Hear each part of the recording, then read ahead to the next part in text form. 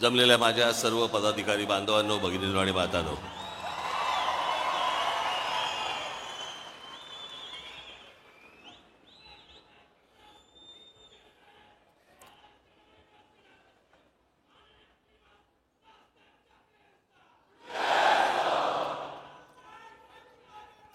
बस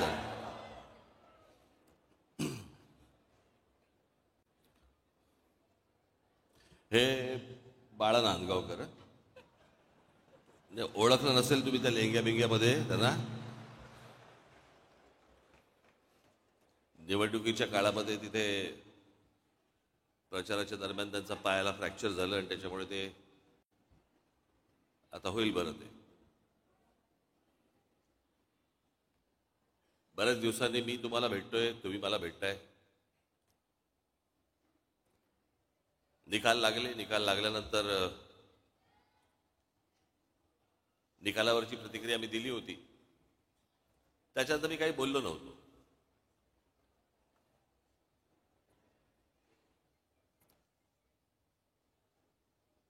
पण शांत आहे याचा अर्थ विचार करत नव्हतो असं नाही.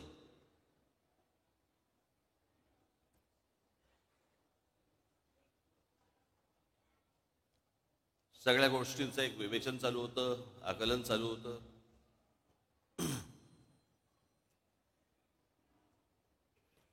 बरेच लोक मला भेटले या सगळ्या गेल्या 2 महिन्यामध्ये, 1.5 महिन्यामध्ये.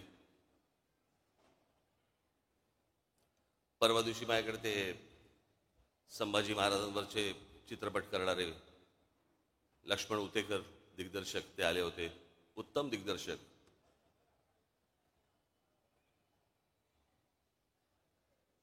म्हणजे महाराष्ट्रातल्या तर प्रत्येकाने, मी काय त्याचा काही डिस्ट्रीब्युटर नाहीये, पण महाराष्ट्रातल्या प्रत्येक मराठी माणसाने तो चित्रपट पाहिलाच पाहिजे. कारण आमचे शिवछत्रपती ही प्रेरणा आहे. संभाजीराजे आमचे हे बलिदान आहे.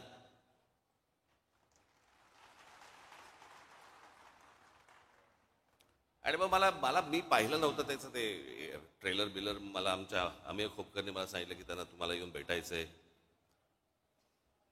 म्हटलं काय आहे विषय. नाही म्हणजे त्याच्यामध्ये संभाजी महाराज. हा लाईट जरा कमी होईल का रे, हा माझ्या डोक्यात डोळ्यासमोरचा काय आहे का काही त्याच्यात. हा काय बोटं बिटं घाला कुठेतरी बटनात. हा अरे केला का, मला लागतोय ना, मला कळ. बंद केलं तरी चालतो. हा तर त्याने मला काहीतरी सांगितलं की काहीतरी संभाजीराजे लेझिम खेळताना वगैरे काहीतरी दाखवलं वगैरे वगैरे. मग मी तो ट्रेलर पाहिला. मग दुसऱ्या दिवशी ते आले मला भेटायला. अर्थात लेझिम हा आपला पारंपरिक खेळ आहे महाराष्ट्राचा. आणि संभाजीराजांनी कधीतरी हातामध्ये लेझिम घेतलंही असेल, काय माहिती. इतिहासाच्या पानात नाही, पण मनात तर असेल.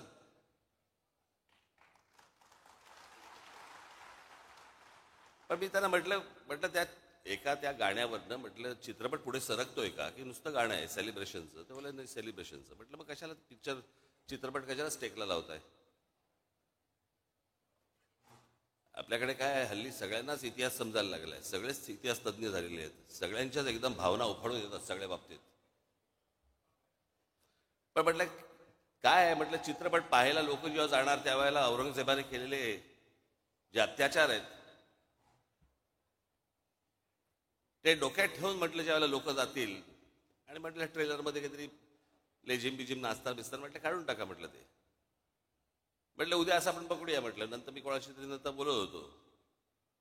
म्हटलं रिचर्ड ॲटनबरोबर ज्याला महात्मा गांधी पिक्चर केला, आपल्या डोळ्यासमोर महात्मा गांधीचे काही काही आंदोलन येतात.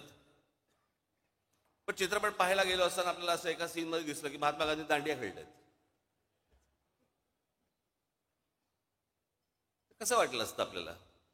खरं तर दिग्दर्शकाला टाकायचा पण असेल सीन, पण महात्मा गांधींच्या हातात एकच काठी असल्यामुळे दांडिया खेळता नाही आला. 2 घेऊन असे चालले असेल तर कदाचित आला असतं सीन, माहित नाही आपल्याला.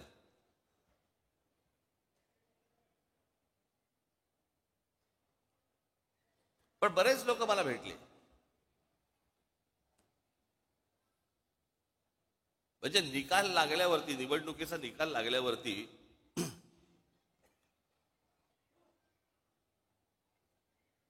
ज्या दिवशी निकाल लागला, मी बोलतोय, तुम्हाला समजत असेल मी काय म्हणतोय ते, आणि सगळ्यांना माहिती आहे. महाराष्ट्रात निकाल लागल्यावरती मी पहिल्यांदा महाराष्ट्रात असं बघितलं, सन्नाटा पसरला. ज्या प्रकारचा जल्लोष व्हायला पाहिजे होता, ज्या प्रकारची गोष्ट व्हायला पाहिजे होती, मिरवणुका काय सगळं सन्नाटा आलो. कारण लोकांमध्येच संभ्रम होता, हे काय, हे कसं झालं,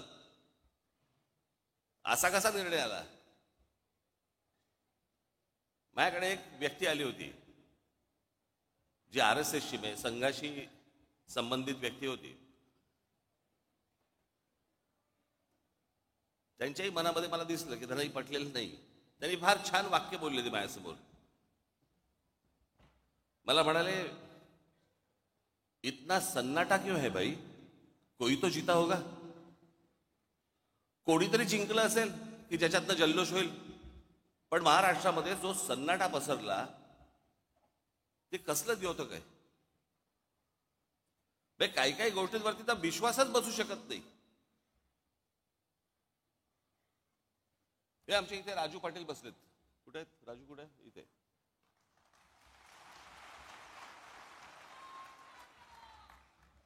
त्यांचं एक गाव आहे, गाव पाटलांचंच गाव, म्हणजे तिकडे त्यांनाच मतदान होतं.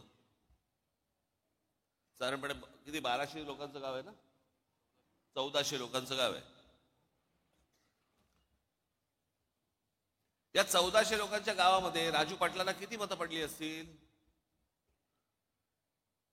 अख्खं सगळं मतदान, दरवेळेला त्यांना मतदान होतं. पहिल्यांदा त्यांचे भाऊ उभे होते त्यावेळेला त्यांना मतदान झालं, ते उभे होते त्यावेळेला मतदान झालं, ज्यावेळेला ते खासदारकीला होते त्यावेळेला मतदान झालं, सगळीकडं. त्या गावातनं किती मतदान झालं असेल राजू पाटलांना? किती मतं पडली असतील? एक पण नाही.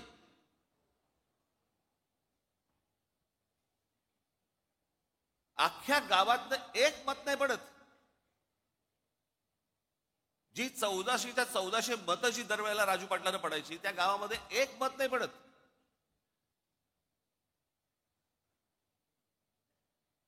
आपल्यातला एक मराठवाड्यामधला आपला एक पदाधिकारी आहे, जो तिथे नगरसेवक आहे. नगरसेवक असताना, म्हणजे नगरसेवक जेव्हा झाला त्यावेळेला त्याला त्याच्या भागातनं 5,500 मतदान आहे. 5,500 त्याच्या भागातनं.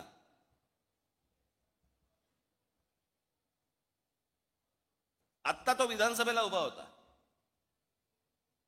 त्याला त्याच्या वॉर्डामध्ये नगरसेवक पदासाठी म्हणून त्याला 5,500 मतदान झालं होतं. आत्ता विधानसभेच्या वेळेला त्याला किती मतदान झालं असेल? विधानसभा 2,500.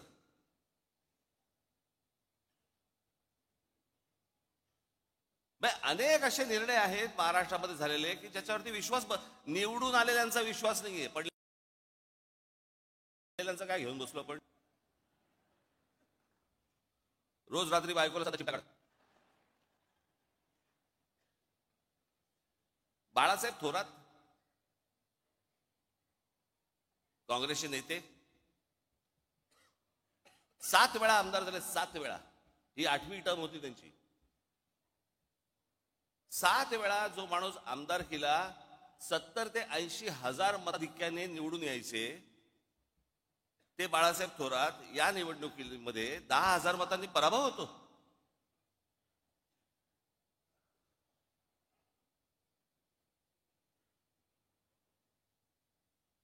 उद्या अनेक लोक बोलतील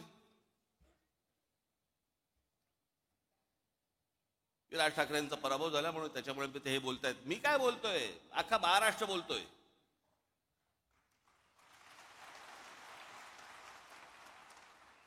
जे निवडून आले त्यातले अनेक लोकांचे मला फोन जे आले, जे सत्तेमध्ये आले आहेत त्यांचे मला अनेकांचे फोन आले, त्यांना शॉक बसलाय.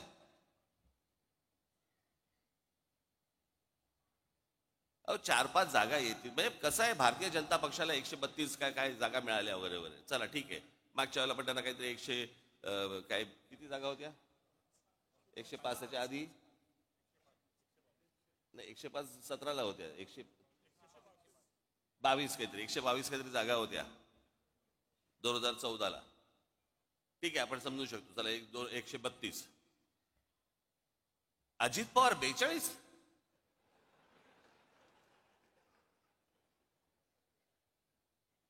म्हणजे 4-5 जागा येतील की नाही असं सगळ्यांना वाटत असताना अजित पवार 42, कोणाचा तरी विश्वास बसेल का याच्यावरती?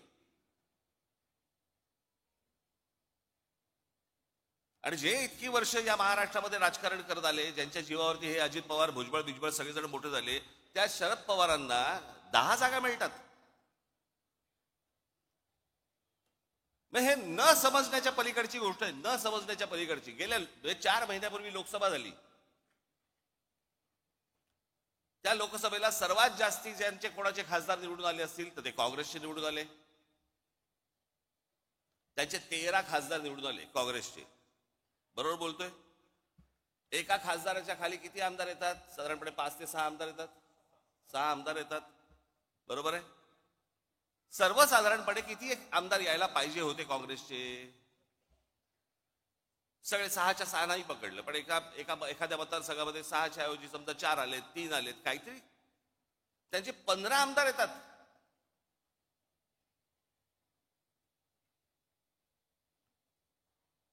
शरद पवार साहेबांचे 8 खासदार निवडून आलेत. 8 खासदार, त्यांचे 10 आमदार येतात. आणि लोकसभेला ज्या अजित पवारांचा 1 खासदार निवडून आलाय तिथे 42 आमदार येतात. 4 महिन्यात फरक पडला लोकांच्या मनात. काय झालं, कशामुळे झालं, हा संशोधनाचाच विषय. मी तुम्हाला आज काय सांगायला आलोय, या मतदानावरती जाऊ नका. लोकांनी आपल्याला मतदान केलेलं आहे, फक्त ते आपल्यापर्यंत आलेलं नाहीये.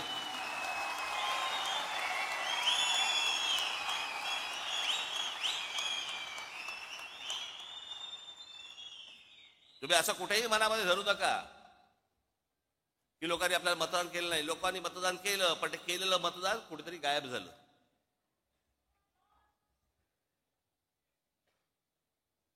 आणि अशा प्रकारच्या ज्या निवडणुका लढवायच्या असतील तर निवडणुका न लढवल्याच बऱ्या.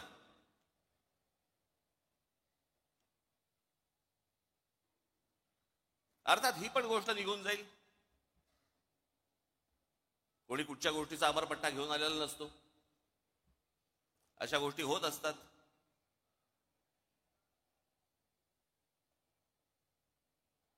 पण मला तुम्हाला फक्त एकच गोष्ट, तुम्हाला आज महत्वाच्या गोष्टी काही सांगायच्या आहेत.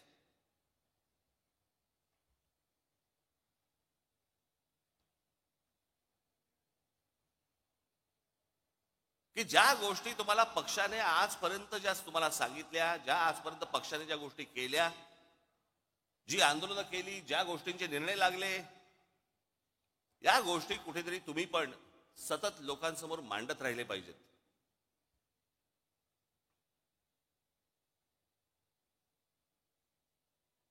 आतापर्यंत आपण काय काय केलं, कोणती कोणती आंदोलनं केली, कोणकोणत्या विषयामध्ये हात घातला, कोणकोणत्या विषयांचे निर्णय लागले, हे तुम्ही स्वतः कन्व्हिन्स पाहिजेत. तुम्हाला 4 लोकांनी प्रश्न विचारल्यावरती भांबावून जाणं हे काय, हे चांगलं लक्षण नव्हे.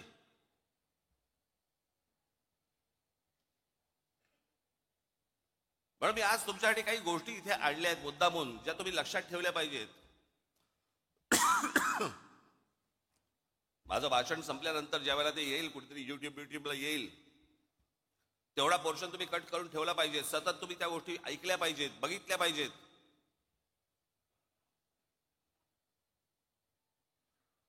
आणि हा जाणीवपूर्वक केलेला प्रचार असतो, जाणीवपूर्वक केलेला प्रसार असतो.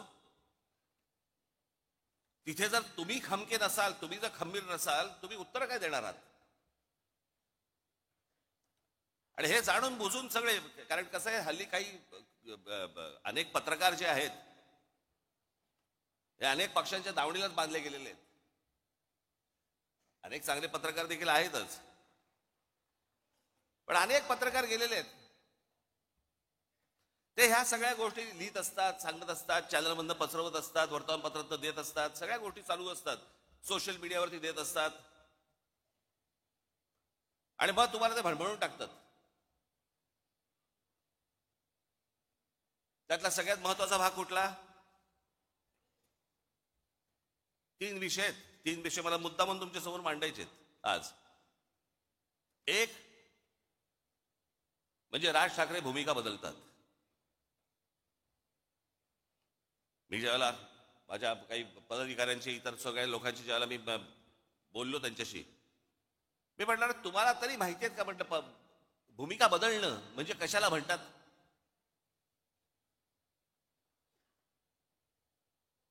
मी आज मुद्दामून तुमच्यासाठी काही गोष्टी इथे आणल्या आहेत. या महाराष्ट्रामध्ये, देशामध्ये कशा कशा प्रकारच्या भूमिका लोकांनी बदलल्या आणि आपण काय केलं.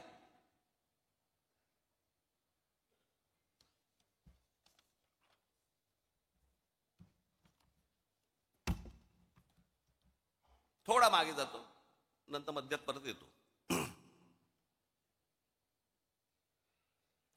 मी काय सांगतोय तुम्ही नीट ऐका. या देशाला ज्या वेळेला स्वातंत्र्य मिळालं, त्या स्वातंत्र्य मिळाल्यानंतर पहिली निवडणूक या देशामधली ही 1952 साली झाली. आणि ह्या 52 साली ज्या वेळेला ही निवडणूक झाली, त्यावेळेला नुकताच राष्ट्रीय स्वयंसेवक संघाचा म्हणून त्यांचा एक पॉलिटिकल विंग ही जन्माला आली. तिचं नाव जनसंघ.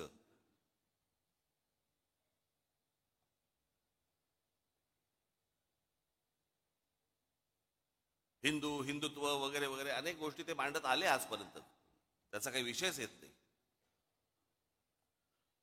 पण 75 साली इंदिरा गांधींनी या देशामध्ये आणीबाणी आणली. आणि आणीबाणी आणल्यानंतर 77 साली ज्या वेळेला निवडणुका झाल्या, त्या 77 साली निवडणुका झाल्यानंतर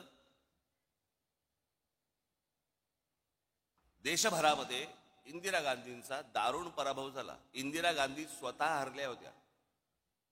मी जर चुकत नसेल तर मला असं वाटतं राजनारायण होते, राजनारायणांनी इंदिरा गांधींना हरवलं होतं. आणि मग जनता पक्ष नावाची, जनता पार्टी नावाची एक पार्टी उभी राहिली. त्याच्यामध्ये अनेक पक्ष होते. ज्या अनेक पक्षांपैकी एक जनसंघ देखील होता. 1980 साली त्यांच्यातल्या सगळ्या भांडणांमुळे 1980 साली परत निवडणुका झाल्या आणि इंदिरा गांधी परत विजयी झाल्या. त्यावेळेला हा जो जनसंघ होता, या जनसंघाची भारतीय जनता पार्टी झाली. ते जे जनता पार्टीतनं जे बाहेर पडले होते, ती भारतीय, ती दुसरी जनता पार्टी होती. या जनसंघाने तेच नाव घेतलं आणि भारतीय जनता पार्टी म्हणून केलं. हा आत्ता भारतीय जनता पक्षाचा जो झेंडा दिसतोय, तो झेंडा बदलला झेंडा. आणि जनता पार्टीचा जो झेंडा होता, जो आडवा होता, भगवा आणि हिरवा, तो यांनी उभा केला.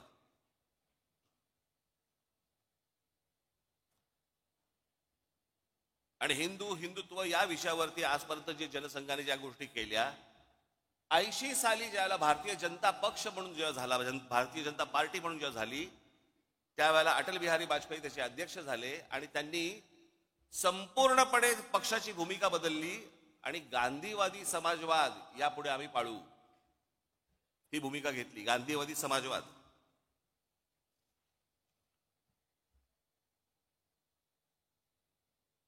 मग 84 ला इंदिराजी गेल्या. इंदिराजी नंतर मग परत धक्के. आता ह्याच दरम्यान 77 ला निवडणूक झाली, 78 ला परत एक निवडणूक झाली. त्याच्यामध्ये शरद पवारांचं पुलोद आलं. शरद पवार मुख्यमंत्री झाले. ते आहे ना, ते वसंतदादा पाटलांच्या पाठीत खंजीर खुपसून वगैरे ते सगळं प्रकरण. आणि ज्या वेळेला शरद पवारांनी ज्या वेळेला पुलोद स्थापन केली, त्यावेळेला हाच जनसंघ, त्याला भारतीय जनता पार्टी झालेली नव्हती, हा जनसंघ पुलोदमध्ये शरद पवारांबरोबर होता.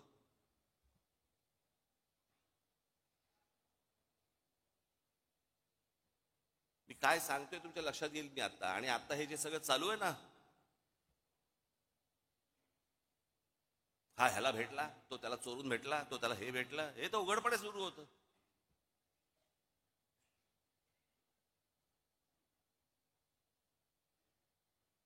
त्याच 78 ला, म्हणजे मुळात 77 75 पासून शिवसेनेने काँग्रेसच्या आणीबाणीला पाठिंबा दिला होता. 80ची निवडणूक ही शिवसेनेने एकही जागा लढवली नव्हती, परंतु काँग्रेस आणि शिवसेना यांची युती होती.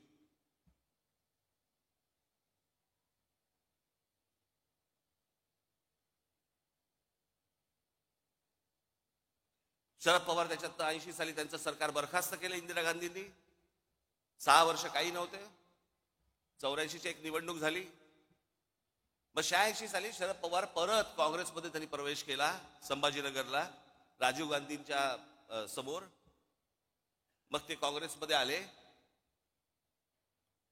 जनता पक्ष बाहेरच राहिला.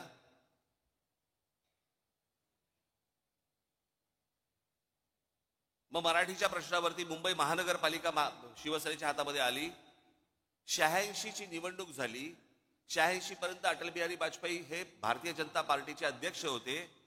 86ला पहिल्यांदा पार्ल्याची निवडणूक झाली आणि या देशातली पहिली निवडणूक जी हिंदुत्वावरती जिंकली गेली, ज्याच्यातनं अटल बिहारी वाजपेयींना बाजूला केलं आणि परत भारतीय जनता पार्टीने हिंदुत्वाचा नारा सुरू केला. त्यांच्या लक्षात आलं हिंदू हिंदू म्हणून मतदान करायला लागला. 87 साली संभाजीनगरची महानगरपालिका झाली. त्या महानगरपालिकेला ज्यावेळेला शिवसेनेला यश मिळालं, त्याच्यानंतर परत भारतीय जनता पक्ष शिवसेनेबरोबर यायला सुरुवात झाली.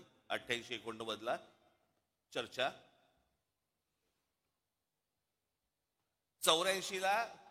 1984ला शिवसेना भारतीय जनता पक्ष युती झाली होती आणि शिवसेनेचे 2 खासदारकीचे उमेदवार हे कमळावरती उभे होते, मनोहर जोशी आणि वामनराव महाडिक.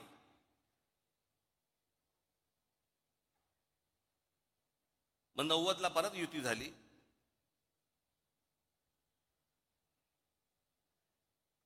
ला परत शरद पवार मुख्यमंत्री झाले. मग 95ला परत भारतीय जनता पक्ष शिवसेना युती झाली. युतीतलं सरकार आलं. 99ला परत तीच काँग्रेस सोडून शरद पवार बाहेर पडले आणि 99चे रिझल्ट लागल्यावरती 2 महिन्या एक दीड महिन्यामध्ये शरद पवार त्यांची राष्ट्रवादी काँग्रेस आणि काँग्रेस परत युती झाली. ज्या काँग्रेसला शिव्या घालून ते बाहेर पडले होते त्यांच्याच बरोबर दीड महिन्यात युती झाली. हे मी तुम्हाला का सांगतोय?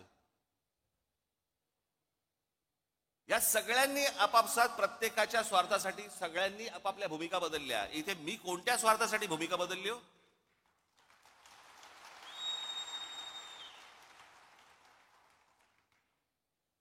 आता जर समजा तुम्ही जर मंत्रिमंडळातली लोक बघितली आत्ता, तर त्यातले बहुतेक जण हे शिवसेनेतनं आलेले, काँग्रेसमधनं आलेले असेच आहेत. यांचंच सगळं सरकार बनलेलं आहे. यांना हे पत्रकार विचारायला जाणार नाहीत का भूमिका बदललीत, पण तुमच्या कानात बरोबर ते घालत बसणार भूमिका बदलली, भूमिका बदलली. आणि हल्लीचे जे पत्रकार आहेत त्यांचा तर किती गाढा अभ्यास असतो, तर म्हणजे धन्यच आहेत ते.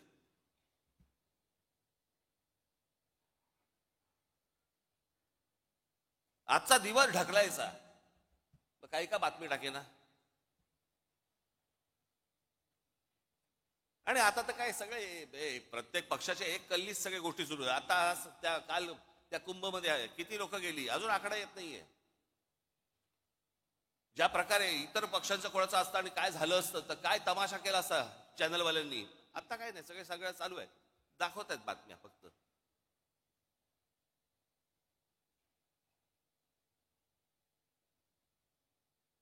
आणि मग काय गोष्टी पेरायच्या की राज ठाकरेंनी पहिल्यांदा नरेंद्र मोदींना पाठिंबा दिला, मग त्यांच्या ते विरोधात बोलायला लागले आणि मग परत त्यांनी सपोर्ट केला. का केला? कारण त्यांच्या मागे ईडी लावली, माझ्या मागे ईडी लावली.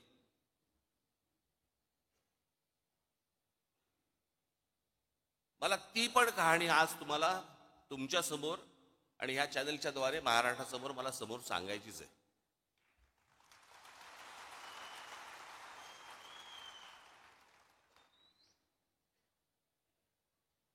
मी जे आता तुम्हाला जे सांगणार आहे इथे समोर इथे समोर महाराजांचा पुतळा आहे. त्याच्या समोर मी जे सांगीन ते शपथपूर्वक सांगीन.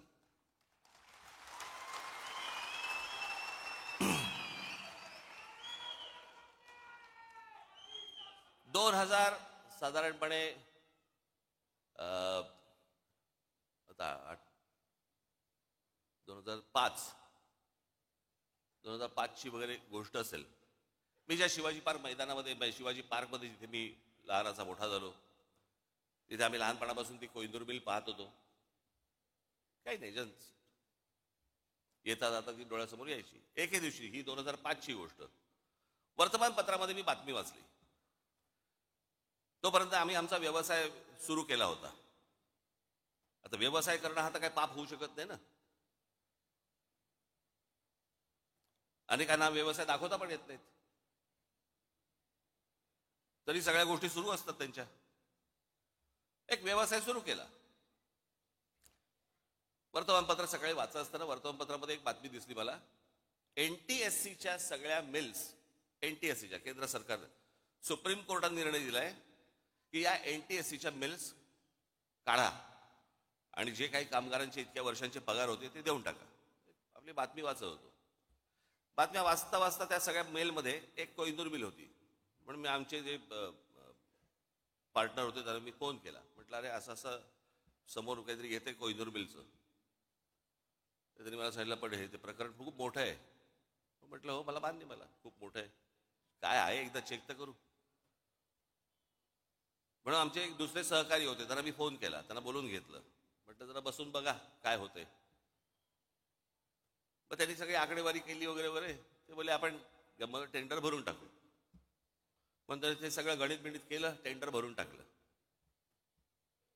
एके दिवशी त्या माझ्या सहकार्याचा, म्हणजे पार्टनर होते, त्यांचा घाबरत घाबरत फोन आला सकाळी. म्हणाले, काय. म्हटलं काय रे, काय झालं एवढं, काय घाबर. नाही ते टेंडर लागलं. म्हटलं मग घाबरतो कशाला. नाही नाही, ते काहीतरी काय 400-500 कोटीचं काहीतरी ते टेंडर होतं, काहीतरी द्यायचं. आणायचे कुठून. थोडक्यात माझी जरा थोडीशी जमीन पायाखालची सरकली होती. आता म्हटलं काय करायचं, दाखवायला तर नको. मग आमच्या एका दुसऱ्या मित्राला सांगितलं. मग त्यांनी ते IL&FS नावाची एक कंपनी होती, त्या IL&FS कंपनीशी ते बोलले. आणि ती कंपनी बोलली की बाबा आम्ही पैसे भरायला तयार आहोत, तुमच्याबरोबर यायला तयार आहोत. म्हणून सगळे पैसे जेवढे असतात ते सगळे त्या कंपनीने भरले. आम्ही त्याच्यामध्ये पार्टनर होतो. 7-8 जण होतो आम्ही.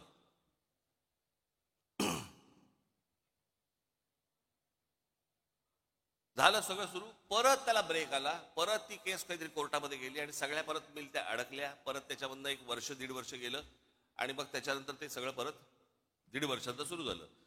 त्या दरम्यान मी आमच्या सहकार्यात म्हटलं, बाबा हे पांढरा हत्ती हा आपल्याला झेपायचा नाही, आपण यातनं बाहेर पडू.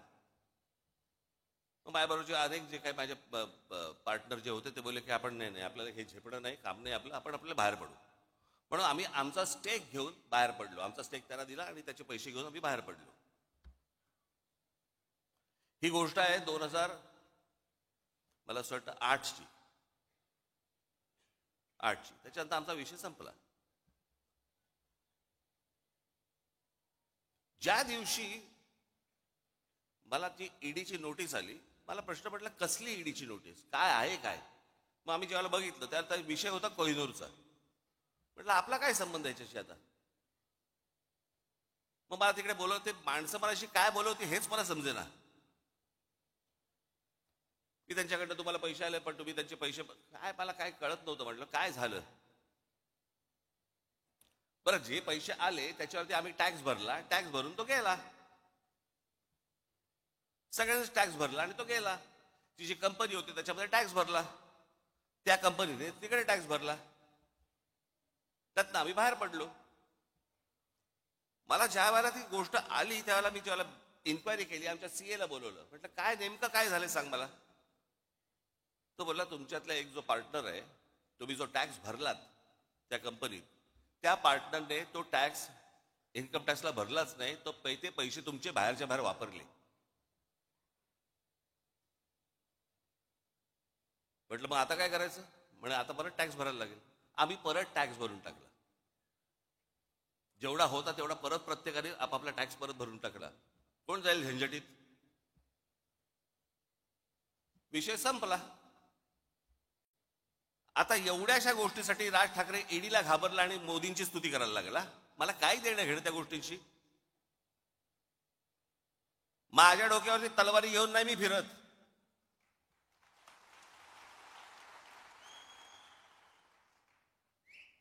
हे बाकीच्यांसारखं नाहीये. 6 दिवस अगोदर मोदी म्हणतात 70,000 कोटीचा भ्रष्टाचार केलेला ना आम्ही 8 मध्ये टाकू.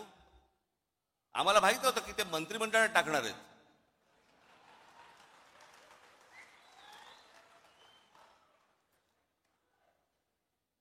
आतमध्ये टाकूचा अर्थ हा होतो हे मला पहिल्यांदा कळलं. किती किती तुम्हाला देऊ मला ह्याच्यामध्ये उदाहरणं या सगळ्या गोष्टींची? हे बघा, आता आपण भारतीय जनता पक्षाने काय काय गोष्टी केल्या ते आपण बघूया.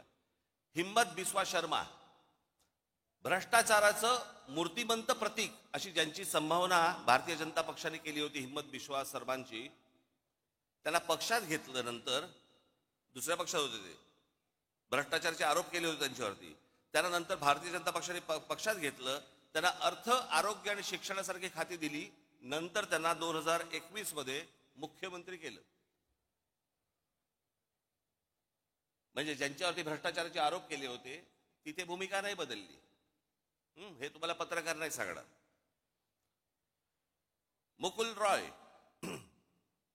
पूर्व भारतात सरधाना नावाच्या समूहाने लोकांना भरमसाठ रिटर्न्स देतो म्हणून पैसे गोळा केले आणि त्यांचे पैसे बुडवले. या घोटाळ्याचे शिल्पकार मुकुल रॉय, हे मुकुल रॉय होते असा भाजपाचा आजचा आरोप होता. 1917 मध्ये भाजपने मुकुल रॉयना पक्षात घेतलं. BS येडियुरप्पा, खाण घोटाळ्या प्रकरणी भाजपने त्यांना दूर सारलं, पण पक्ष सत्तेत येत नाही हे पाहून पुन्हा पक्षात घेतलं आणि 2019 ते 21 त्यांना मुख्यमंत्री केलं. अजित पवारांचं तर मी तुम्हाला सांगितलं. अशोक चव्हाण, आदर्श घोटाळा, त्यांनी काँग्रेस पक्ष सोडायच्या आधी संसदेत आदर्श घोटाळ्यातील त्यांच्या सहभागावरून भाजपच्या खासदारांनी आरोप केले. पुढे 8 दिवसात ते भाजपमध्ये आले आणि लगेचच त्यांना राज्यसभेवरती खासदार म्हणून पाठवलं. भूमिका नाही बदलली. फारुख अब्दुल्ला यांनी काश्मीर मधल्या 370 कलमाला विरोध करणाऱ्या भाजपसोबत, भाजपचा 370 कलमाला विरोध होता सुरुवातीपासून, त्यांचा विरोध होता की ते असू नये म्हणून, आणि फारुख अब्दुल्लांचा विरोध होता ते काढू नये म्हणून.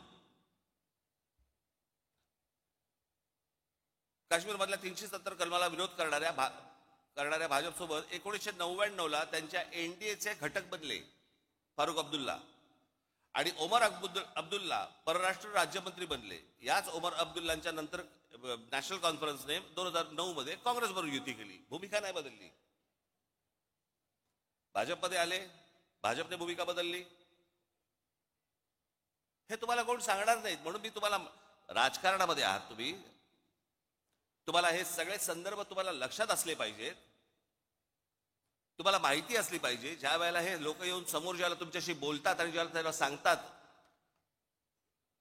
आणि ही असली गोष्टी ज्याला अफवा पसरवायला लागतात, त्यावेळेला तुम्ही तयार पाहिजेत.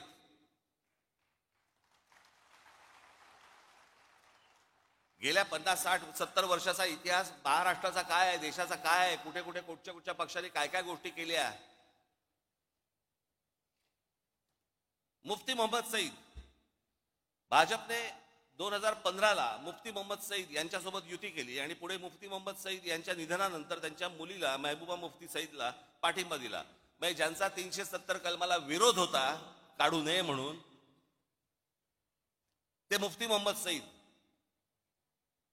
मग ह्या मुफ्ती मोहम्मद सईद यांच्या एका फ्रॉड प्रकरणात त्यांच्या मुलीला अपहरण केलं म्हणून भारताला काही अतिरेकी सोडायला लागले होते, ते हे मुफ्ती मोहम्मद सईद. त्यांच्याबरोबर भारतीय जनता पक्षाने पहिल्यांदा युती केली. मुफ्ती महबूबा मुफ्तींना तिथे पुढे मुख्यमंत्री केलं आणि नंतर त्यांचं सरकार पाडलं आणि राष्ट्रपती राजवट आणली. भूमिका नाही बदलली. इथे कोण बोलणार नाही भूमिका बदलली.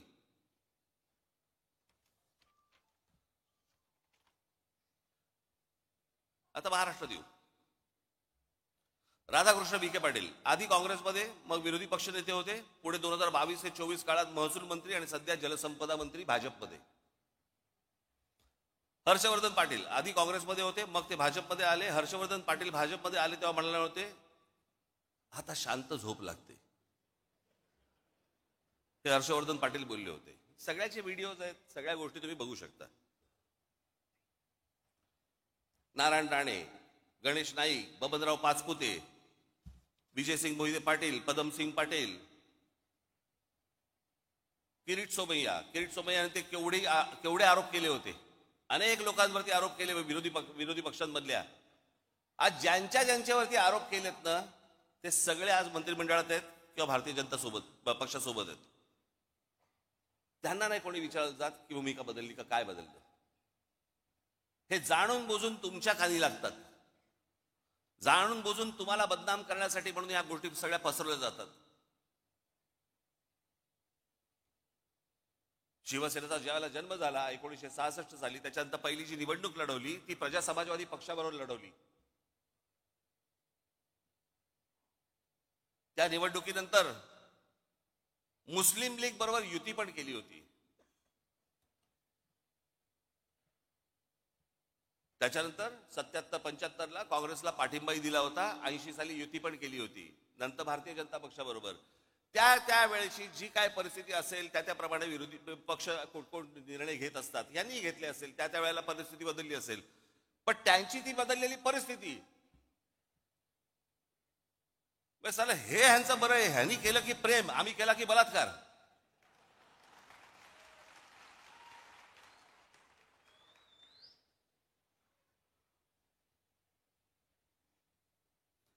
बरं, आता लोकसभेच्या वेळेला ज्या वेळेला नरेंद्र मोदी ज्या वेळेला इथे शिवतीर्थावरती आले होते त्यावेळेला मी त्यांच्या समोर बोललो होतो ना की 2014ची निवडणूक झाली त्यावेळेला मला जे बोलायचं होतं ते मी बोललोय. 2017ची निवडणूक झाली त्यावेळेला मला जे म्हणायचं होतं ते मी म्हणून झालेलं आहे. मी असं काही बोललो का की मी ते काही बोललोच नव्हतो, मी असं काही म्हणालोच नव्हतो, असं काही बोललो का? माझं बोलून झालंय. एकदा सुटलं की सुटलं.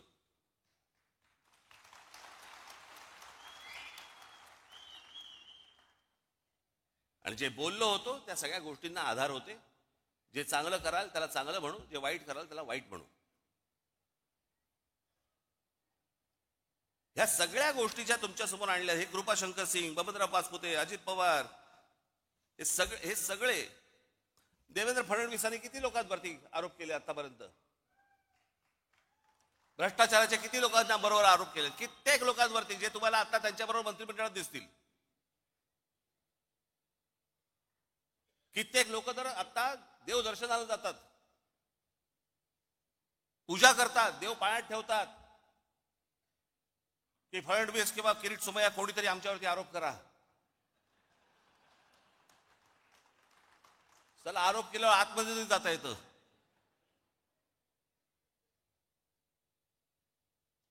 एवढा सगळा चिखल होऊन बसलेला आहे. आणि या चिखलामध्ये मला असं वाटतं की तुम्ही आतापर्यंत आपण ज्या प्रामाणिकपणे आजपर्यंत पक्ष चालवला, वाढवला,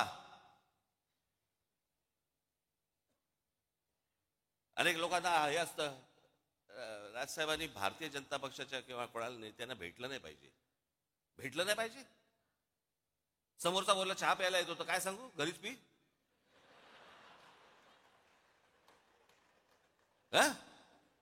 तुम्ही काय वेगळं सांगाल?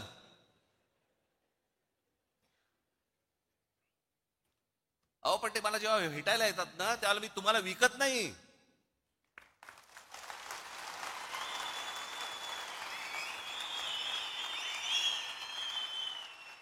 आणि माझा मराठीचा बाणा देखील मी बोथट करत नाही.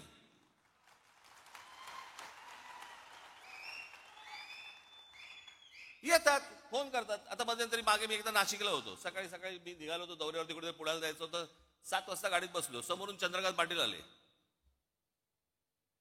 नमस्कार, काय म्हणताय बरं म्हटलं. मुंबईत आलो की येतो चहा प्यायला. ही परिस्थिती तुमच्यावरती आली, काय कराल सांगा मला? कशाला चहा कशाला प्यायचा? काय गरज आहे का चहा प्यायची? काय यायची काय आवश्यकता आहे का? नाही, काय गरज काय या चहा प्यायची? असं सांगू का त्यांना मी? अरे एक माणूस स्वतःहून सांगतोय जरा चहा प्यायला येतो तर ये म्हणणार ना, अजून काय म्हणणार. एकदा चंद्रकांत पाटील मला भेटायला आले. बरं हे काय करतात, परत ह्यातला प्रॉब्लेम काय आहे, हे बाहेर मग पत्रकार येतात, तिथे जाऊन हे काय बोलतात माहित नाही, आज काहीतरी वेगळंच असतं. बरेच दिवस झाले आपण भेटलो नाही, मागे एकदा लग्नात आपला फक्त भेटणं एवढंच काहीतरी असतं. एकदा चंद्रकांत पाटील माझ्याकडे आले, त्याच वेळेला ते जेव्हा मला नाशिकला बोलले त्यावेळेला मुंबईत आलो की घरी भेटायला येतो. हे मला अजूनपर्यंत कळलेलं नाही. ते माझ्याशी चर्चा करून काय चहा बी खाणं पिणं सगळं झाल्यावरती बाहेर पडले. पत्रकाराने विचारलं काय झालं, तर आपण काय सांगू, काही नाही, सहज सदिच्छा भेट होती म्हणून सहज भेटायला आलो. बरं पत्रकारांचाही प्रॉब्लेम असतो, त्यांना वाटतं कशात तरी काय असणारच, काहीतरी असणार, त्याशिवाय काय होणार नाहीये. बाई आणि बुवा एकत्र भेटले की काहीतरी लफडच असलं पाहिजे, ह्याला काय दुसरं काय. अरे नॉर्मल पण भेटू शकतात की नाही, बोलू शकतात की नाही, एखादा पुरुष स्त्री एखादे नॉर्मल बोलू शकतात, गप्पा मारू शकतात. तसं यांचं असतं. हल्ली इथं तेच चालू आहे. पूर्वी तर माझे राजकारण इतकं सुंदर छान होतं, सगळेजण एकमेकांना भेटायचे. पक्षाचा विरोध, पक्षाची धोरणं याच्यामध्ये कधी कॉम्प्रोमाइज व्हायचं नाही, पण म्हणून काहीतरी अगदी वैर घेतल्यासारखे वगैरे असं काही नव्हतं पूर्वी. आताही खरं तसं नाहीये. काल आपण छपून भेटतात, मला पण ते कळलेलं नाही, पण बाहेर ते चंद्रकांत पाटील बाहेर पडले माझ्या घरात. काय केलं असेल त्यांनी पत्रकारांसमोर, मला आजपर्यंत कळलेलं नाही. त्यांना प्रश्न विचारला, पाटील साहेब एक तासभर तुम्ही आतमध्ये होतात, काय चर्चा झाली. मला ह्याचा अर्थ नाही कळला. म्हणजे मला त्यांनी कडेवर घेतला होता का काय, ह्याचा अर्थ काय होता हेच मला अजूनपर्यंत कळलं नाही. हे म्हणजे काय,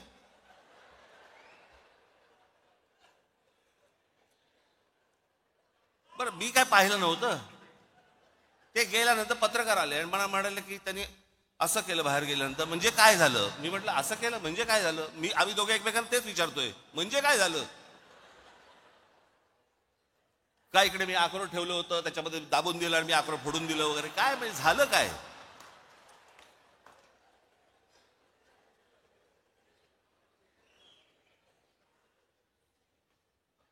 एक गोष्ट तुम्ही लक्षात ठेवा, हे कोण भेटायला आले बिले वगैरे वगैरे, पक्षाची भूमिका आणि तुमचं प्रेम यांच्यासमोर लाचार ठेवणार नाही.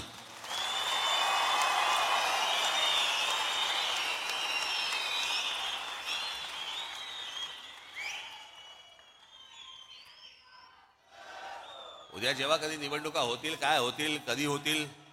आता 28 तारखेला खरं तर निर्णय होता, तो 28 फेब्रुवारीला गेला. आता 28 फेब्रुवारीला गेला म्हणजे ऑक्टोबर नोव्हेंबर शिवाय निवडणुकाच होत नाहीत.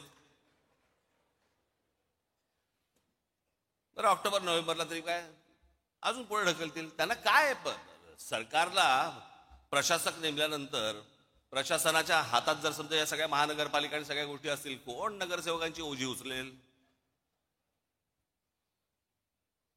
त्याच्यामुळे कदाचित मला माहिती नाहीये, परंतु आता ही 28 फेब्रुवारी का 26 फेब्रुवारी काहीतरी तारीख ठरली आहे, याच्यानंतर अजून पुढे जाईल काहीतरी. ते सगळं ऑक्टोबर नोव्हेंबर डिसेंबरला निवडणुका होतील. तोपर्यंत मी का सांगतो तुम्हाला, फालतू खर्च करत बसू नका, कळलं का. या देवस्थानाला घेऊन चाललो महिलांना, या इकडे घेऊन चाललो दर्शनाला, हे ते आता काही करू नका त्या सगळ्या गोष्टी, कळलं का. आणि निवडणुकीच्या वेळेला या खिशे बाहेर काढून माझ्यासमोर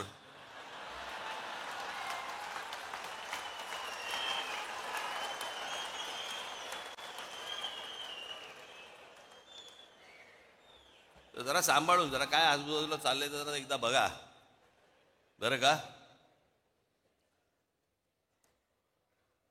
आज मला तुम्हाला एवढंच सांगायचं आहे, पुढच्या काही दिवसांमध्ये पक्षाला वरपासून खालपर्यंत एक प्रकारची शिस्त आणण्याच्या दृष्टिकोनातून एक आचारसंहिता येणार आहे.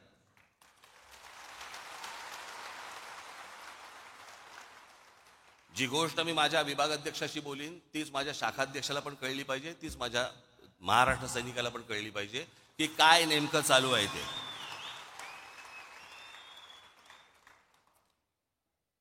पुढच्या साधारणपणे फेब्रुवारीच्या पहिल्या दुसऱ्या आठवड्यापर्यंत त्या प्रत्येकाला बोलवलं जाईल, प्रत्येकाची आचारसंहिता प्रत्येकाला दिली जाईल.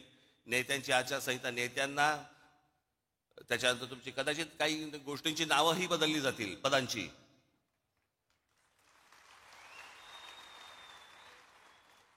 तर ते हळूहळू टप्प्याटप्प्याने त्या गोष्टी मी तुमच्यासमोर मांडीन. परंतु मी एक गोष्ट सांगतो तुम्हाला, मी लहानपणापासून अनेक पराभव पाहिलेत, अनेक विजय देखील पाहिलेत. पराभवाने मी कधी खचलो नाही आणि विजयाने कधी हुरळून गेलो नाही.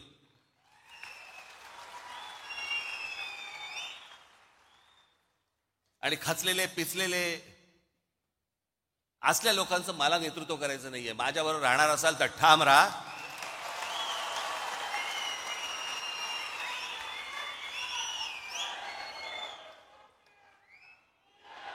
आपल्याला जे महाराष्ट्रामध्ये करायचंय, जे आपल्याला महाराष्ट्राच्या मराठी माणसासाठी करायचंय, जे या महाराष्ट्रातल्या हिंदूंसाठी करायचंय, ते आपण करणारच आहोत. ते आपलं स्वप्न आहे. आज नाही, उद्या नाही, परवा आपण ते होणार म्हणजे होणार, एवढं निश्चित आपण लक्षात ठेवावं. आज तुम्हाला हे सगळं मी पहिल्यांदाच येतो या सगळ्या ऑडिटोरियम मध्ये. मी कधी आलेलो नव्हतो. खरं ते वरती बसले सगळे चिकटवलेले दिसत वाटतात मला. हे सगळे ते प्लॅकार्डचे करतात ना, तसेच दिसतात ते मला सगळ्या. आत ना रे तुम्ही खरंच. पण आज तुम्ही बऱ्याच दिवसानंतर तुमची भेट झाली. मलाही बरं वाटलं, मलाही आनंद झाला. एका उत्साहात, जल्लोषात, जोशात पुढच्या येणाऱ्या सगळ्या गोष्टी आपण पार पाडायच्या आहेत. घराघरापर्यंत जायचंय, लोकांचा विश्वास संपादन करायचा आहे. जे आतापर्यंत पक्षाने केलेलं आहे ते लोकांपर्यंत जाणं गरजेचं आहे. असल्या फालतू ज्या वेळेला अफवा पसरवल्या जातात त्यावेळेला तुमचा देखील राजकीय अभ्यास हा दांडगा असला पाहिजे आणि तुम्ही देखील पुरून उरला पाहिजेत त्या समोरच्या लोकांना. या गोष्टी मला असं वाटतं घेऊन तुम्ही आज सगळेजण आपल्या आपल्या घरामध्ये जाल.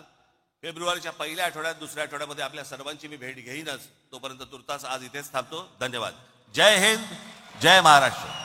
जयेश दर्बी कलेक्शन कॉटन, लिनन यासह अनेक ब्रँडेड कंपन्यांच्या शूटिंग शर्टिंगसाठी जयेश दर्बी कलेक्शन, 7 रस्ता मोदी, पंकाविरी जवळ, सोलापूर. छोटे फंक्शन के लिए Mayur classic AC banquet hall मिलेगा सिर्फ 10,000 रुपयों में. Mayur classic AC banquet hall, जुड़े, Solapur. Management by spice and ice events.